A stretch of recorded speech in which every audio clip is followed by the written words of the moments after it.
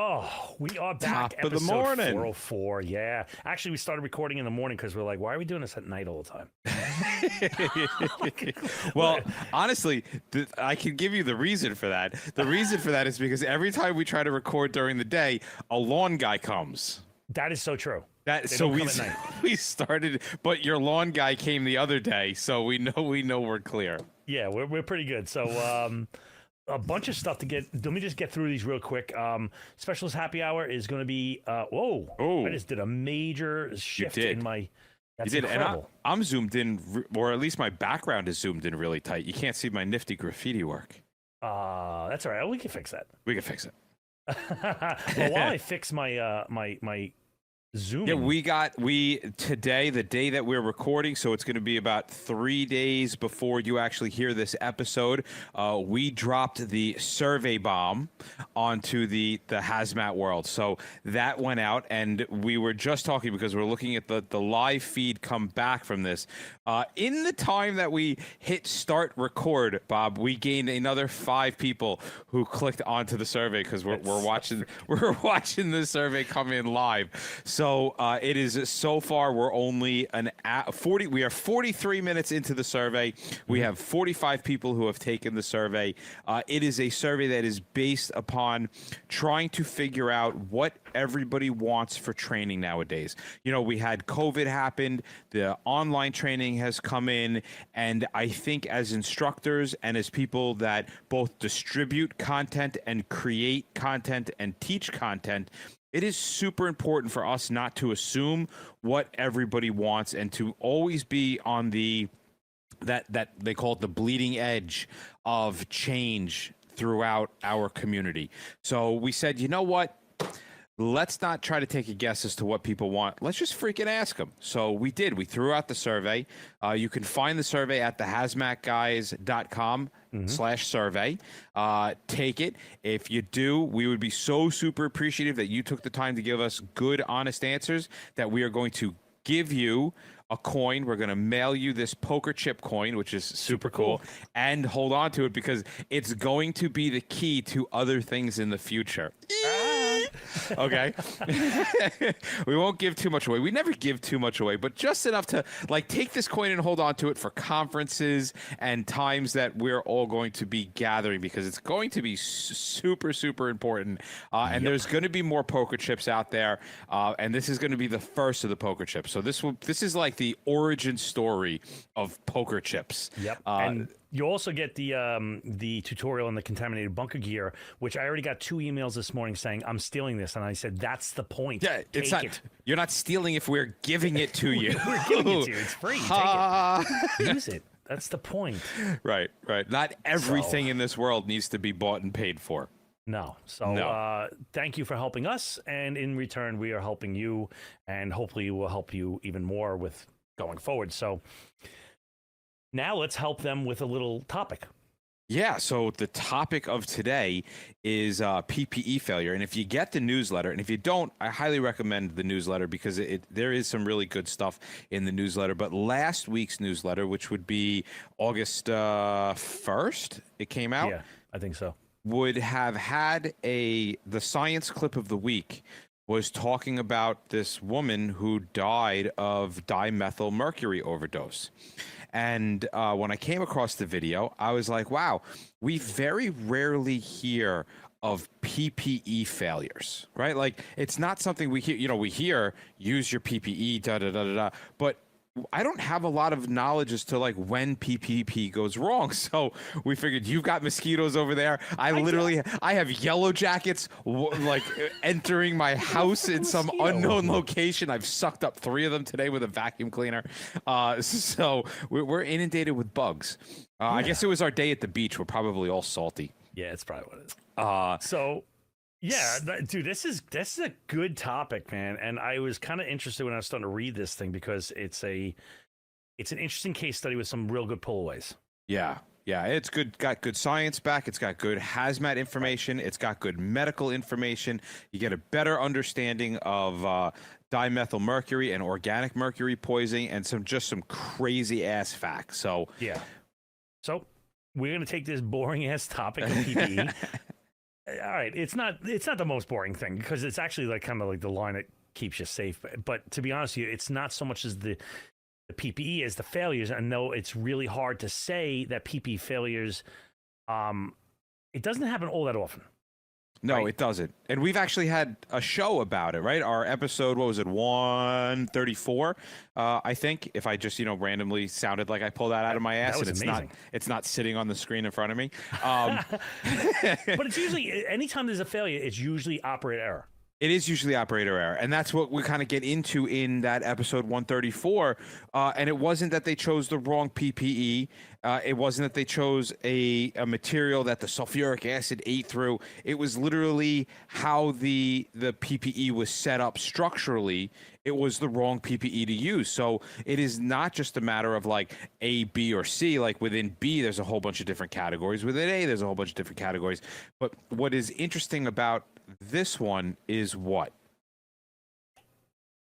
What are you talking about? This episode? Or yeah, this episode. Like, yeah. So the PPE, the 134 was specifically sulfuric acid. Right. Sure.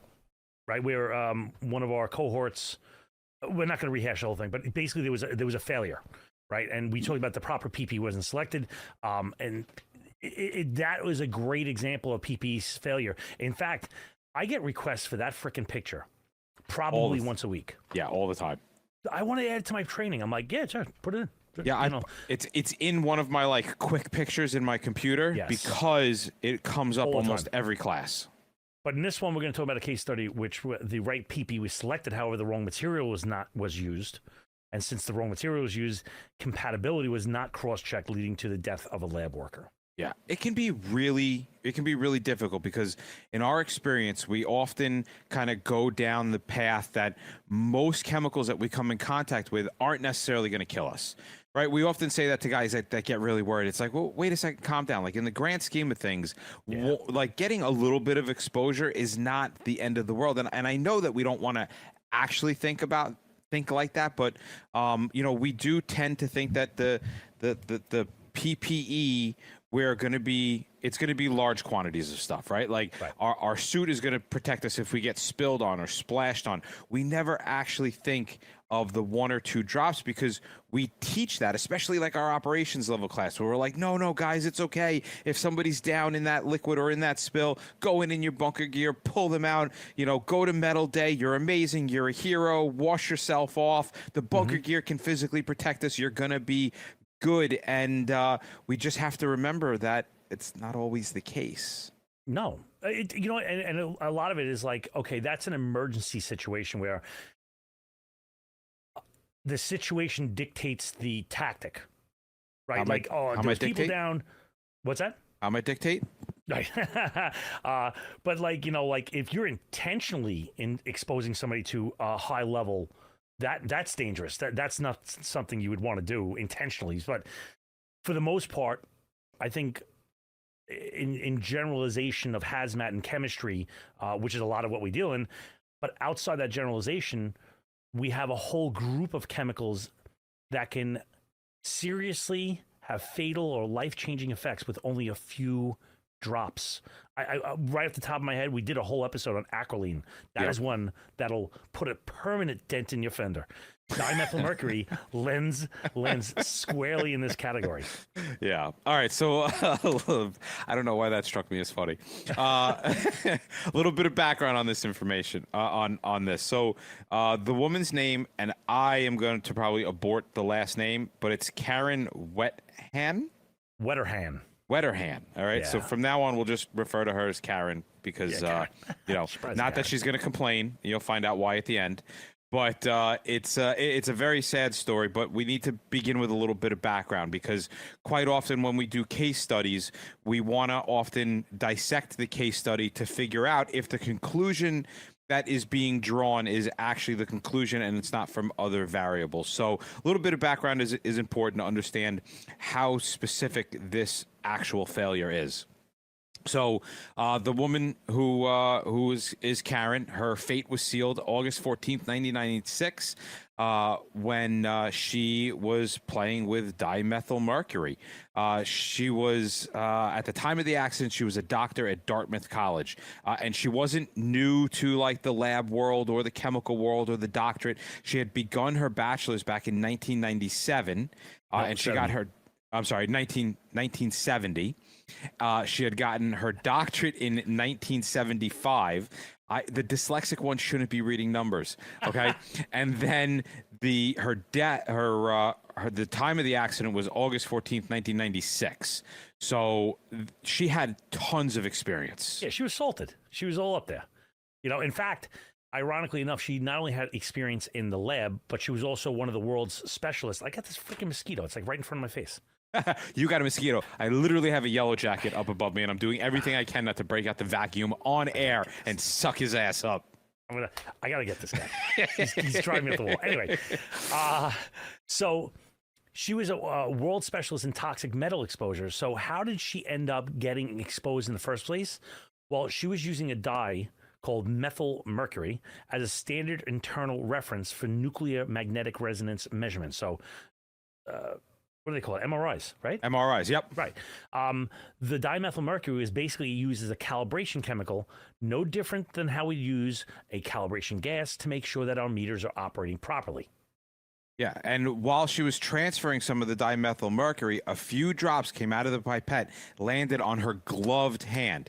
Key here, guys, gloved hands. Not realizing that there was much danger to what had happened, she followed all the correct protocols. She cleaned up the spill, and it's important to note that the protocols had her clean up the spill before removing her gloves, which in the long run may have resulted in additional higher exposure.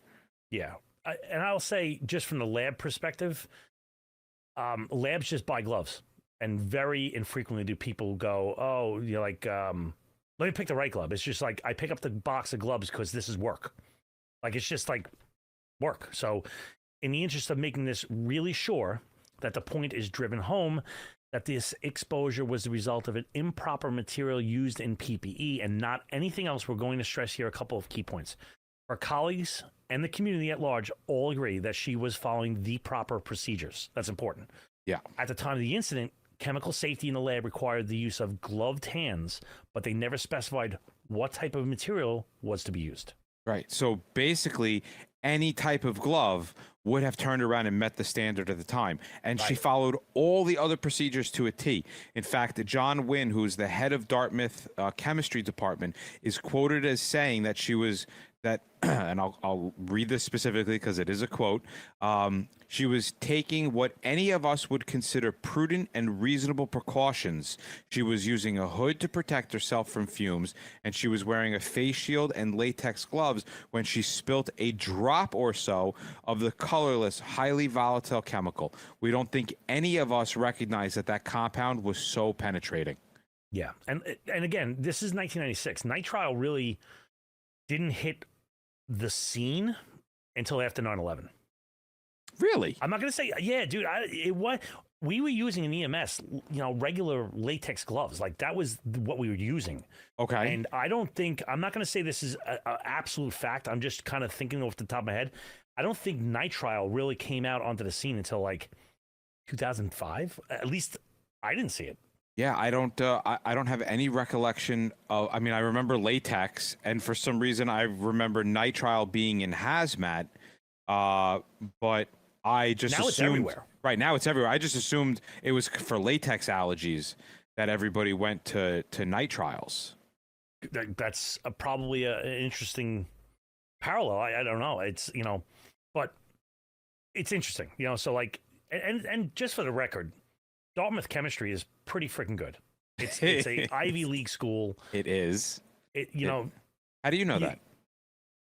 I heard. I heard things. So I've been told. So dimethyl mercury is extremely, extremely toxic organic compound with the chemical formula of CH3 2HG, right? And so its history. That was a weird emphasis. History is marked by several tragic incidents that have highlighted its extreme toxicity and lethality. Here is an overview of the history of dimethylmercury, including its origination and cases studies of toxicity and lethality. Yeah, so dimethylmercury was first synthesized in 1858 by this dude called Alexander von Bung, which is an awful name. I guess I could pronounce the E and call it Bungie, but I much prefer Bung. He was a Russian chemist, and he synthesized the reaction of sodium algamate with dimethyl sulfate, resulting in the formation of dimethylmercury. The compound is clear, it's colorless, and it's a volatile liquid with a slightly sweet odor, making it kind of difficult to detect without specialized equipment. Right. So Minamata. I like saying that, Minamata disease, which is what comes from this. So dimethylmercury is believed to be one of the only compounds responsible for the infamous Minamata disease outbreak in Japan in the mid-20th century. Industrial wastewater containing methylmercury compounds was released into Minamata Bay and contaminating the local seafood. Then they ingested the contaminated fish, and it led to severe neurological symptoms and developmental disorders among the affected population, causing widespread health and environmental damages. Yeah, so dimethylmercury is considered one of the most toxic substances known to science. How cool is that? That is sick. If you're gonna die from some kind of an overdose, it might as well be like the worst, right? Like they should have named it after her. They should. Well, maybe that's where Karen comes from. That was wrong. Okay. It can penetrate the skin, mucous membranes, even some protective materials. It is incredibly dangerous. And worst of all, man, once this stuff is absorbed into the body, it easily crosses the blood-brain barrier and accumulates in the central nervous system, causing severe damage. It is super toxic due to something called a high lipid solubility, which basically means it's fat soluble, and it allows it to kind of store up in fatty tissue. Interesting. Yeah. Now, exposure to dimethylmercury can lead to acute and chronic health effects. I feel like I'm one of those commercials for like medicines. Yeah, medicines where they just keep talking and talking like uncontrolled bowel movements. And okay. Do you remember the commercial back in like the 90s? It was an E-Trade commercial, and they go into a medicine and they start going into the side effects, and it's like side effects are seeing the dead, a condition known as hot dog fingers, your children being born with the head of a golden retriever, and he's like saying it really fast, and the guy logs onto his E-Trade and he sells all of his account of that pharmaceutical. Very funny. That is funny. That's, but you know what would come with that? That would come with some real, as we were saying. I didn't we say the neurological damages. So because we were going into the golden retriever head.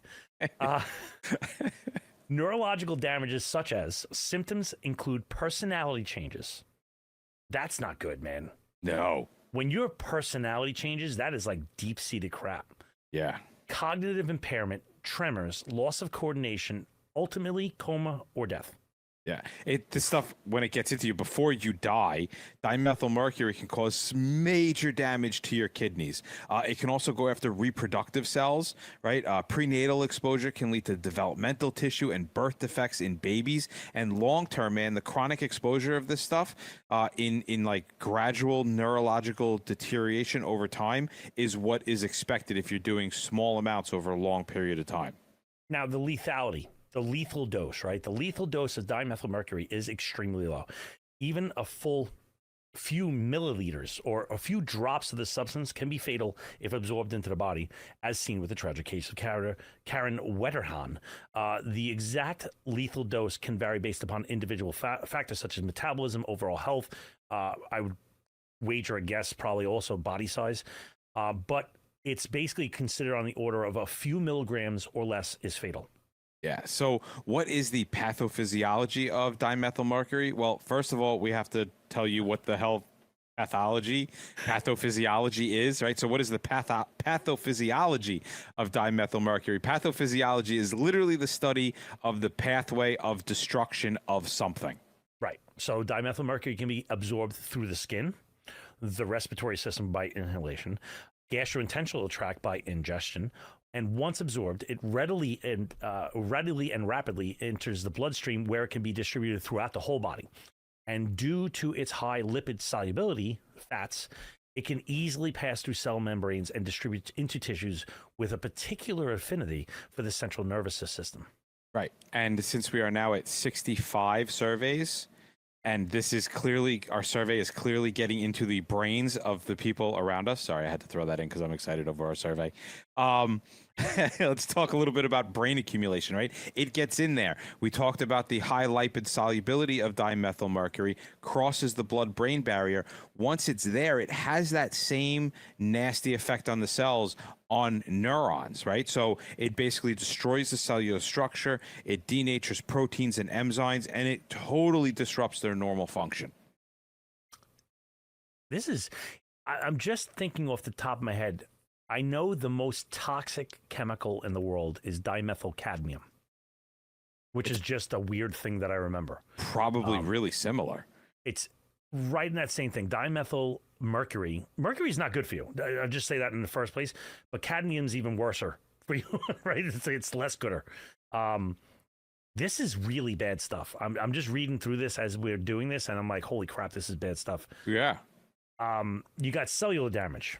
Dimethylmercury is highly reactive and can form a strong covalent bond with the sulfohydryl groups in proteins. This leads to protein denaturation.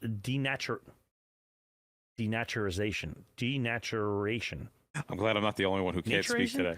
Denaturization? Right. Yeah, that sounds good. All Enzyme inhibition. What the hell? Am I drunk now? Resulting in impaired speech, cellular metabolism, and energy production. Maybe you've got a dimethyl exposure happening. Mosquito had dimethyl cadmium in it, whatever. Inside the cells, what produces all of the energy of your cells to work is the mitochondrial. And dimethylmercury can basically disrupt the mitochondrial functioning, and that leads to that decrease in ATP. And if we remember from like high school biology, that is the that's the gas. Yeah, that's the gas, baby. That is literally what makes things happen inside your body. What is it? Acetone triperoxide? No, that's ATP. No, that's adenosine. Adenosine triperoxide. Yeah. I'm thinking explosives. And so once you start to prevent the cells from being able to produce the energy, obviously, just like our society, if we took gas away, the society would break down, individuals would break down. Same thing happens within the cell. So your neuron damage. Dimethylmercury has a strong affinity for neural tissue, particularly in the cerebellum and the cerebral cortex. Oh, that explains kind of why you have that personality change. Yeah. That makes sense. Okay. Touch the brain, never the same. I used to tell my kids that with the pick in the nose.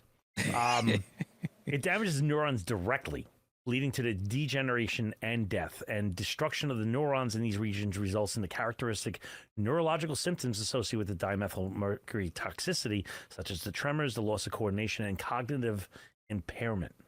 All right. I'm going to totally mispronounce this word, but I think it's called glial cells. Glial, yeah. Glial, right? Then glial cells play a crucial role in maintaining brain homeostasis, which for those of you that are out there has nothing to do with their sexual preference. It is literally keeping your body the same, all right? And it provides support and structures for the neurons. However, when the neurons are damaged, these cells in the central nervous system, they become activated. And when they become activated, that can lead to an inflammation response, which may just make your brain even worse. Yeah, because there's not like the container can expand. No, well, that's why they cut your skull off. And, you know, when you have a brain injury, like a traumatic brain injury, you know, they saw your skull off, they pop it open, and now lets the pressure alleviate. Right, because if not, it'll squeeze through the bottom, and that's not a good day for anybody. So. No. We'll do this one, and we'll kind of, because we're running out of time for this episode. So delayed onset of symptoms. One notable aspect of the dimethylmercury toxicity is the delayed onset of symptoms. The compound can remain in the body for an extended period before the symptoms even become evident. And this is due to the slow accumulation of dimethylmercury in the central nervous system, leading to a progressive development of neurological effects over weeks to months. Terrible. Oof. And Mr. Holmes, thank you for being number 70 on the survey list. Ah.